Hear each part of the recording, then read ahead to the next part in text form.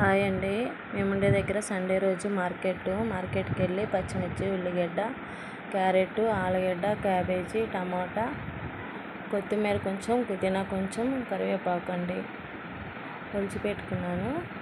కరివేపాకు 10 రూపాయలకి నిమ్మకాయలు 3 వచ్చినాయండి. చాలా ఎక్కువ తెచ్చుకున్నా కానీ కుళ్ళిపోతాయని తెచ్చుకోలేదు. ఫ్రిడ్జ్ అయితే లేదండి. మేము ఉండేది తెలంగాణలోనే.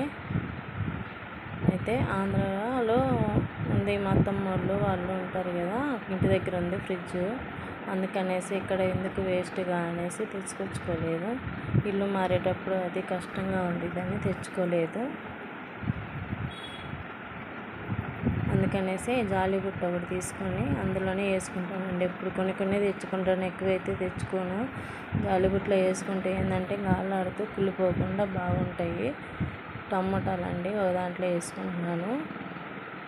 టమాటా సపరేట్గానే పెట్టుకుంటానండి, వాటిలో కలపను. ఎందుకంటే ఒక టమాటా పోయినా కానీ కూరగాయలన్నీ ఖరాబ్ అయిపోతాయి. అందుకని సపరేట్ పెట్టుకుంటాను. పచ్చిమిర్చి కూడా తొడాలన్నీ తీసుకొని పెట్టుకుంటానండి.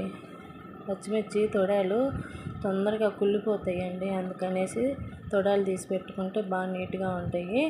కొత్తిమీర, పుదీనా కొంచెమే తెచ్చానండి. చికెన్లోకి సరిపడా తెచ్చాను, ఎక్కువైతే తీసుకురాను. రోజు ఇంటి ముందుకైతే ఆకుకూరలు, కొత్తిమీర, పుదీనా వస్తాయి, వాళ్ళ దగ్గర తీసుకుంటానండి.